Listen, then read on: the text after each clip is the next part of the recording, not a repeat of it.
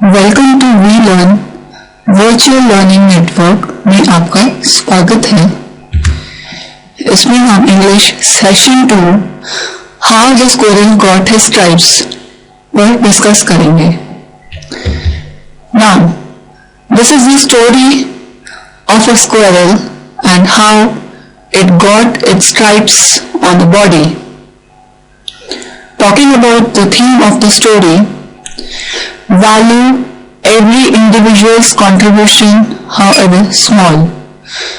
अब आप इस स्टोरी में देखेंगे कि एक स्टोरी है जिसमें स्क्वायरल है, मंकी है और वो किस तरह से लॉर्ड रामा को हेल्प करते हैं। बट मंकी अपने आप को सुपीरियर समझते हैं और स्क्वायरल को वो सोचते हैं कि it is a very small creature and how he will help lord Rama. Second point is accept people and respect individual differences, which is most important। हमें हर individual को respect करना चाहिए, हर individual के suggestions को accept करना चाहिए, but that too in a right manner। Next, now let's talk about a short summary। The story tries to find out the logic behind the stripes on the body of a squirrel। हम हमेशा ये देखते हैं कि squirrel की body पे stripes हैं, लेकिन उसके पीछे एक स्टोरी है कि how that squirrel got its stripes. It also emphasises the dignity of labour, the importance of feelings in participating in team work.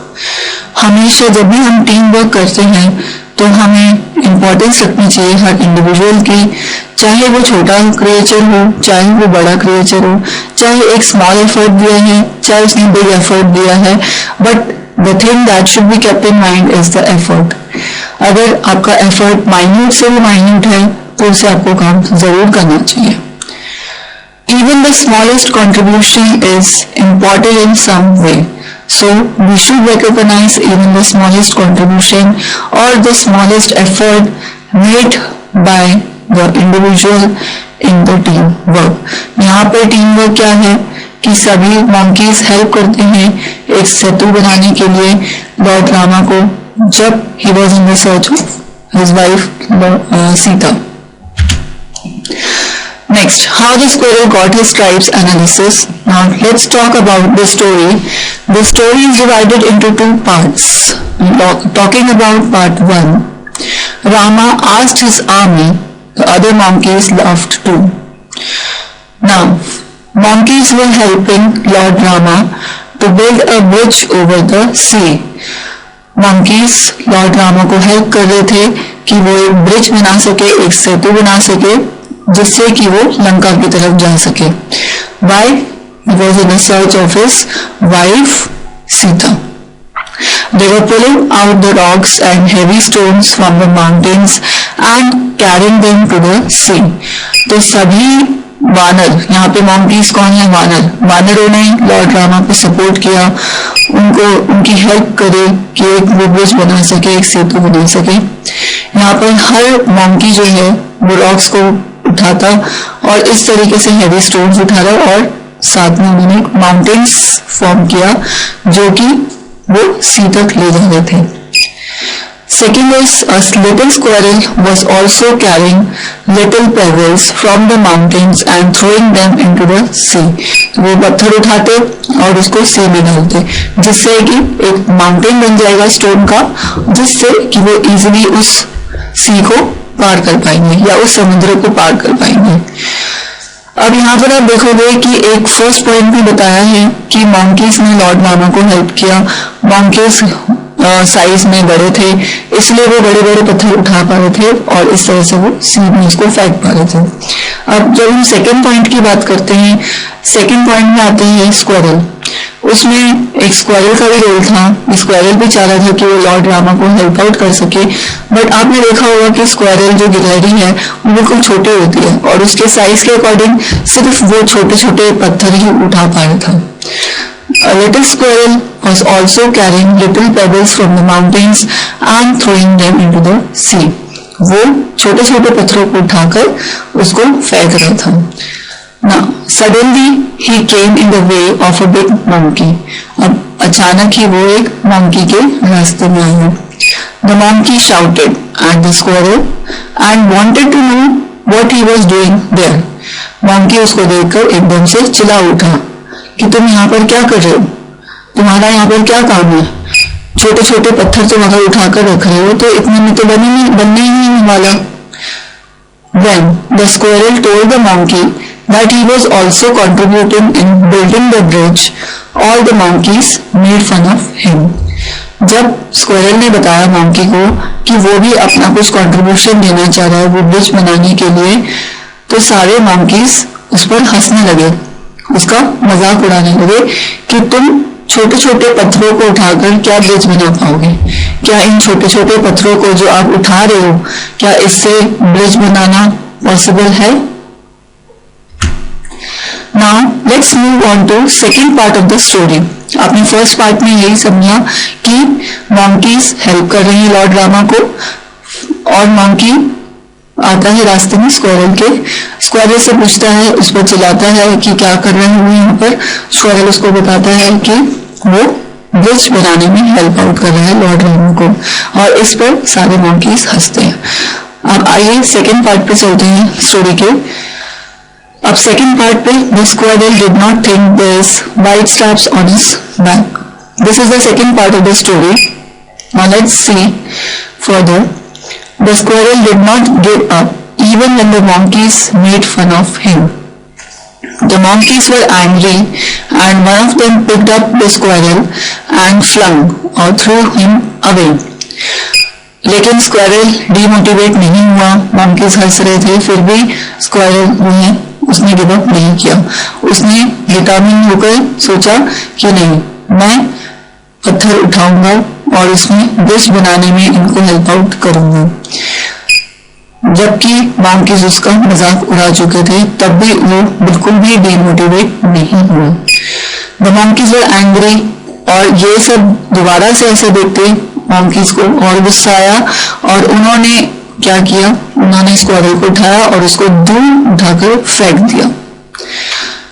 Second point, The squirrel fell into the hands of Lord Rama. जब squirrel को उठाकर फेंका तो squirrel Lord Rama के हाथों में आ गया. Lord Rama told the monkeys not to make fun of the squirrel. अब लॉर्ड रामा ने उसे बताया मंकीज को कि हमें स्क्वायरल का फन नहीं करना चाहिए, हमें उसका मजाक नहीं उड़ाना चाहिए.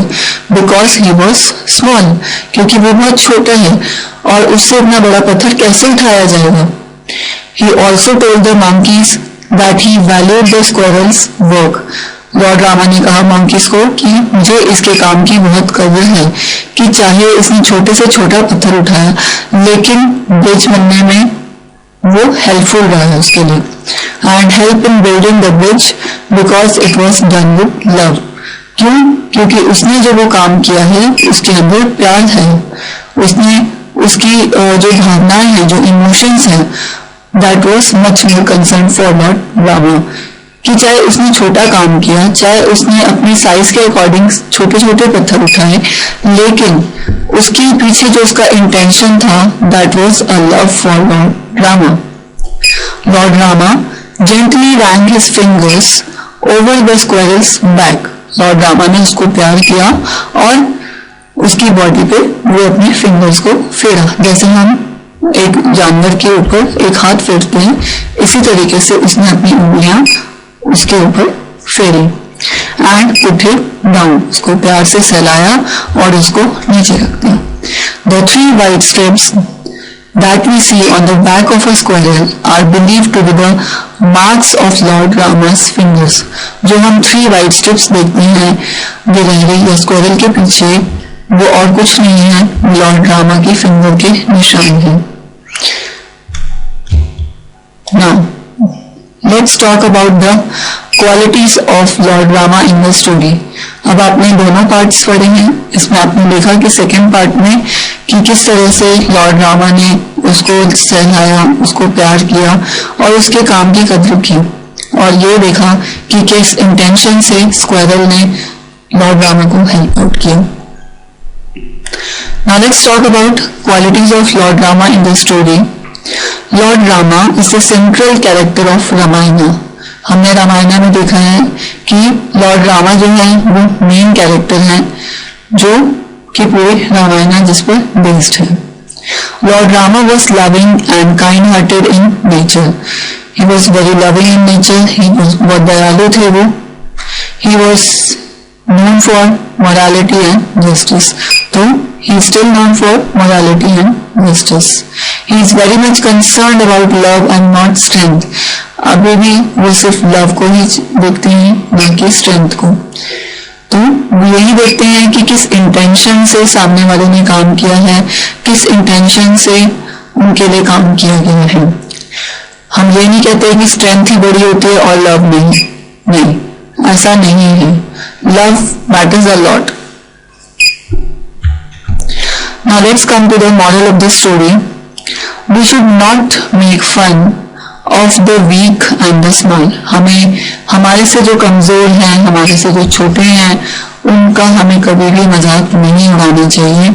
छोटी से छोटी जो भी उन्होंने काम किए उसको जरूर अप्रिसिएट करना चाहिए, उन्हें मोटिवेट करना चाहिए, ना कि हमें उन्हें डिमोटिवेट करें. And love is more important than physical strength.